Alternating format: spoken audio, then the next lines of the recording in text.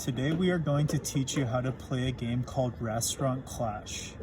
The materials in this game include 64 cards, no card for each player to keep track of their earnings, a pair of dice which can be put on a phone, and a timer which can also be put on a phone. First, I will explain the cards. The 64 cards consist of 27 decoration cards, 27 recipe cards, and 10 event cards. Recipe cards are what's on a player's menu. Each recipe can be purchased for a specific amount of money, indicated by the number on the top left corner. The recipes on a player's menu increase the amount of pay for every turn. We will explain multipliers later in the video. Decoration cards are the furnishings that fill the player's restaurant. Each decoration card can be purchased for a specific amount of money, also indicated on the corner of the card. The decorations will also increase the payout just as the recipe cards. This will also be explained later. Lastly, event cards are the things that happen to you in the player's restaurant. They can affect a variety of things, including the individual and the group players.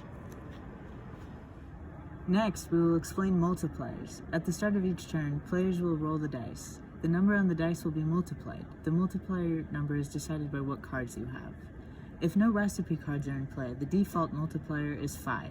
For instance, if the player rolls a 10, this number will be multiplied by the default, which results in a $50 payout.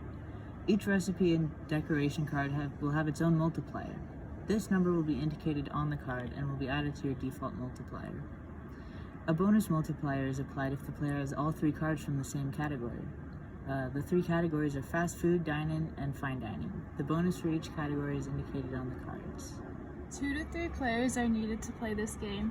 Each player begins the game with $250, and players will keep track of their funds on their own player card. Players also have one playing area, and this is your space to build a restaurant. The game is complete when the timer runs out of time, and 25 minutes minimum is recommended. To start the game, each player takes turns rolling a pair of dice.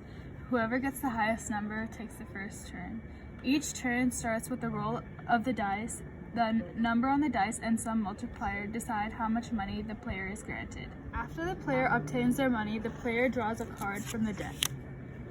This card may be purchased by the player. The price is indicated on the card.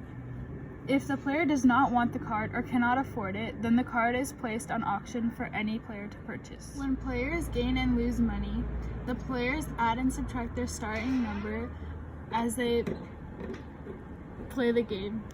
Players also keep track of their multipliers on this card.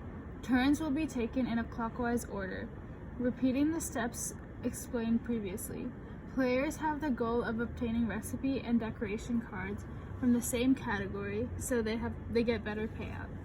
When the timer ends, the player with the most money wins. Players will also add the price of their cards to their total earnings. Lastly, we will explain additional rules. Players can purchase additional space for another restaurant for a price of $500.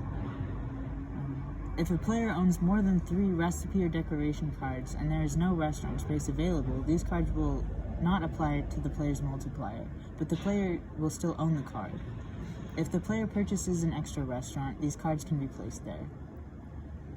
Cards may be traded between players any time during their turn. And lastly, for dice that land on doubles and have the same number, that number is added to the multiplier for that single turn.